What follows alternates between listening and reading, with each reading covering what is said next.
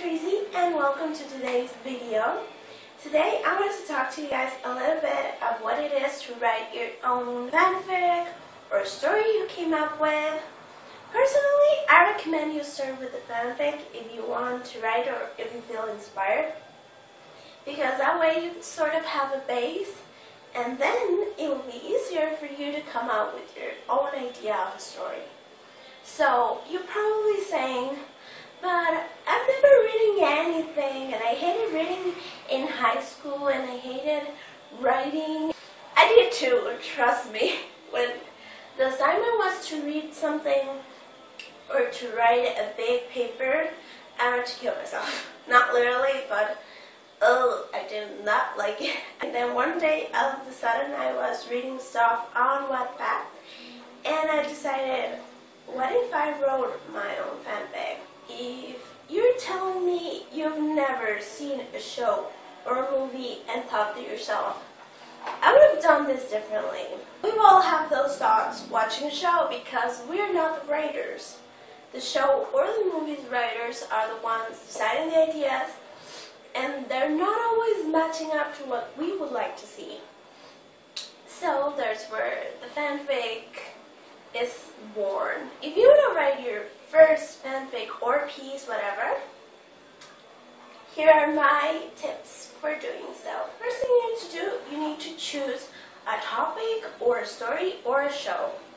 The first real fanfic I wrote was a Glee fanfic, and it was kind of like a big buffet because Glee had already ended like years ago. I really liked when Blaine and Rachel kissed, so I thought, what if they had explored that relationship? So my first fanfic, secrecy, romance, inside Rachel Berry's diary, was born. The second thing you need to do is decide how many chapters you want it to be and how long you want each chapter to be. You can do it as long or as short as you like. And same the fanfic. I've seen fanfics that are like 5 chapters, or they're just one chapter that is really big, so it's all up to you. Remember always to use social media to share them, because you never know who's going to like it. Number 3, you need to decide how would you like the story to end. And here's why. If you decide already that by the end of the fanfic you want this and this and this to happen, you can start kind of like working the story towards that direction, or maybe twisting it around. You can, I don't know, keep adding things. I never ever finished with the idea that I started it, but very close. Writing each chapter, I recommend you do short outlines. If you're taking any reading course, you know what an outline is.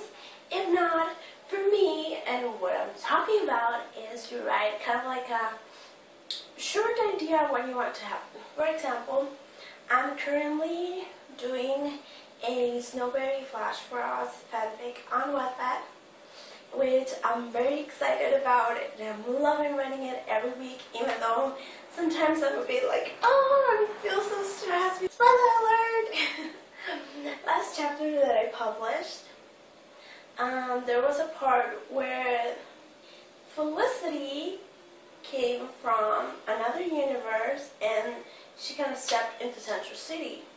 So the original outline said the breach opened and X came out, who is from a different Earth, and then I decided it would be Felicity. So I enriched the chapter, describing it, describing where she went, blah blah blah, and then I kind of like spread the idea. It was a sunny afternoon when suddenly the sky was clouded and a breach opened, and as Team Flash arrived to the scene, and you describe it more and you feed it so it gets longer. And the last tip that I got for you, be as descriptive as you can. You see it all in your mind.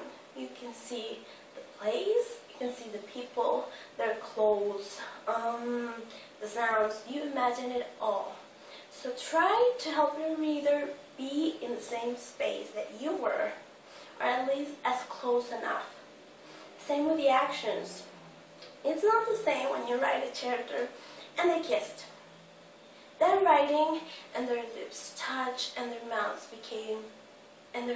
started moving harmonically with each other as their tongues slowly swept around each other's mouth, taking each other's breath, losing each other in the moment.